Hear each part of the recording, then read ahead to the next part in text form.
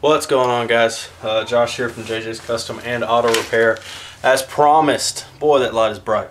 As promised, here we are, the second part of the Toyota brake upgrade with the S12W, S12W plus 8. I don't remember. It says S12 plus 8, but I don't remember either one. It's one for the vented rotors versus the solid like your 280Z rotors. So what you're gonna do once you've gotten your spindle off, this right here, once you get it, once you get this thing tore down, you'll see 4 bolts there. I think we discussed that in part 1. So if you guys aren't familiar with this, jump to part 1, watch it. It'll be at the very end. A lot of the front stuff you probably won't need, but I wanted to cover it anyway. So what do you do? So when you take your spindle, which one of the big issues I ran into, guys, is I ordered this, which you can see is pretty thick. I ordered this from Modern Motorsports, but this is for the 240Z and early 260Z hubs that require a thicker spacer. The later 260Z and 280Zs, as far as I understand it, require a different spacer. Or it's just something with my hubs in general. I don't know, but I've fought with this and fought with this. I tried this right here. This is a wheel spacer from AutoZone I cut up.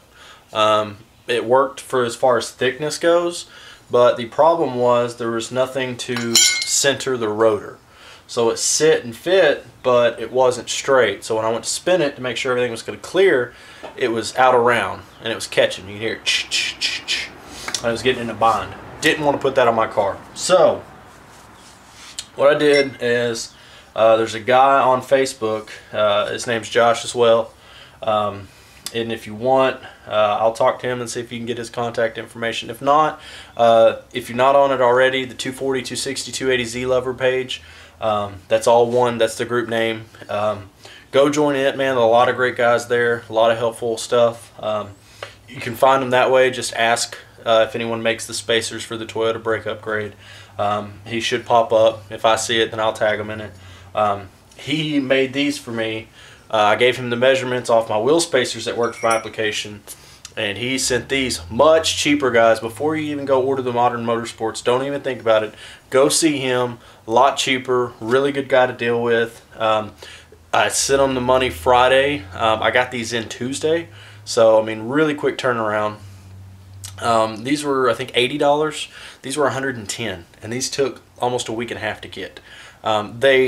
And if you're really worried about it, yeah, I mean, these have the nice cuts here, so it sets and looks neater on the rotor. I don't care. It's covered by a wheel. I just wanted it to work. Simple, beautiful, works good, great work. Check him out, guys. He does good stuff. So basically what happens is you end up taking your spindle. Then this will set flat on the spindle like this. Tell you what, let me just go ahead and take this apart. It's not really bolted down that tight anyway. So I'm going to just go ahead and pop this apart real quick so I can show you a little bit better. Alright.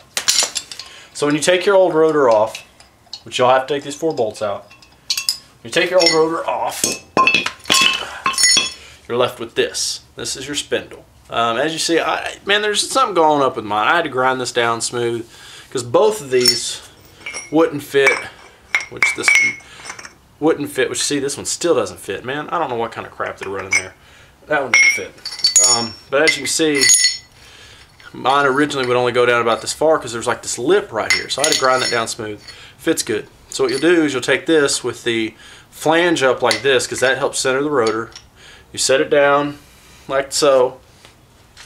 Let me get this angled down here, guys. Alright, much better. So you set it down on here like so. You get the 4 holes lined up for it. These 4 holes lined up, obviously. And all you got to do is take your rotor and line it up with the 4 holes. And then I had to get a little bit longer bolts. Take your bolts, which these are a little too long, but they'll work. Stick them in. And when you tighten this down, guys, you want to do just like you do a wheel. Try to do like a crisscross pattern. You don't want to go in a circle because it may not tighten down straight. And impact is going to be plenty of tight for these. There we go.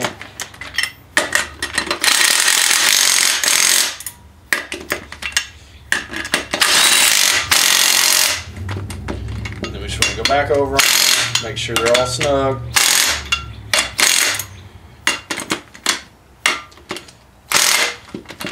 Alright. And just like that, you got this whole nice assembly. Let me zoom out here.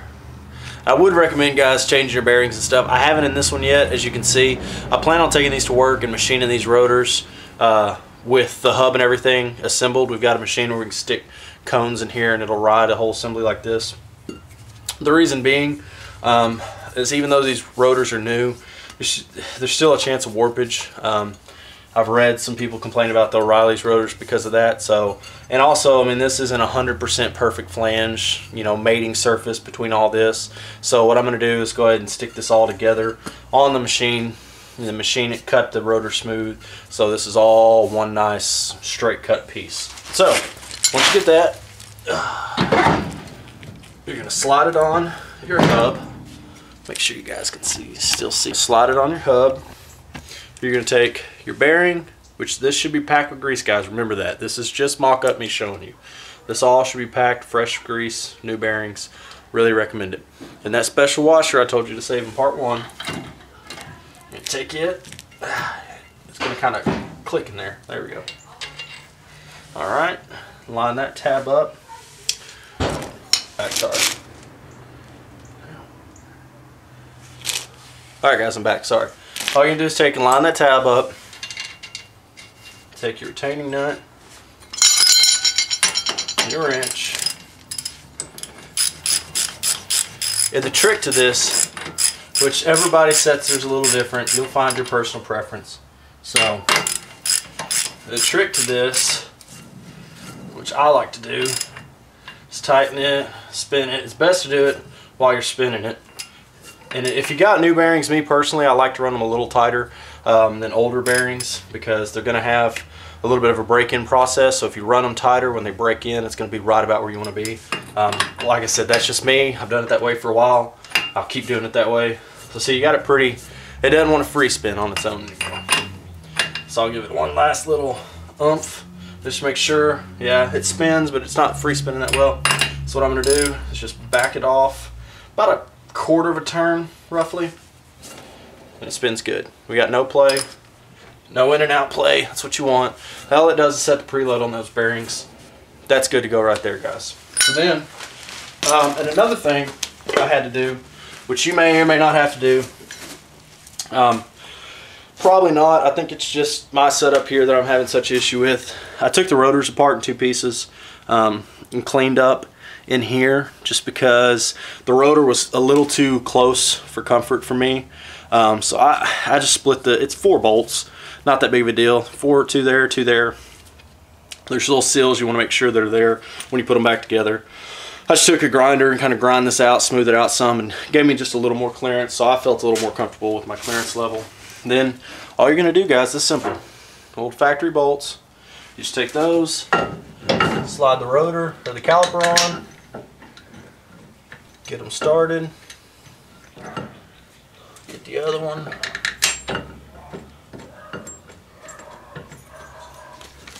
and then tighten it down.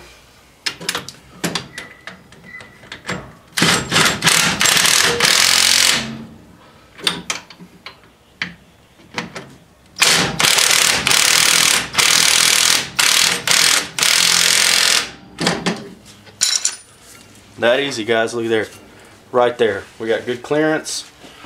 Let me take you off your tripod here to show you guys. See there? Works great. Clears great.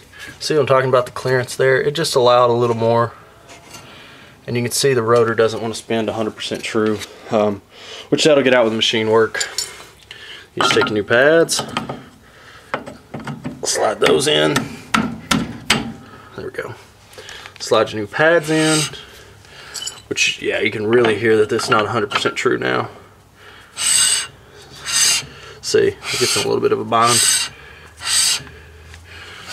So let's see, it free spins and it gets a little bind. It's because this isn't 100% straight. So I'm going to put it on the machine and cut it, make sure it's 100% straight. Then your brake line, your factory brake line will actually work. I don't know where mine is. Oh, here it is. Will actually work. You may have to bend it just a little bit more to get it in there.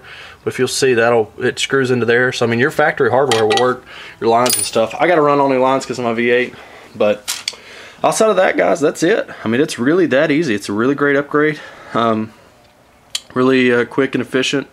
So, as always, you guys got any more questions, concerns, comments, anything like that? I have the rear done, the rear disc conversion, but I still got to do a little more practicing before I film it. I'm still a little rocky with it. And there's a lot of cutting, so I want to make sure the other side's cut and done, and that way I'll probably show you guys how to tear the drums down, just in case you're not familiar with the drums. Then, you know, that'll make things a little easier. But for now, guys, it's that simple. So if you got any questions, concerns, comments, don't forget to like, subscribe, let me know what's going on, what you guys want to see. Peace.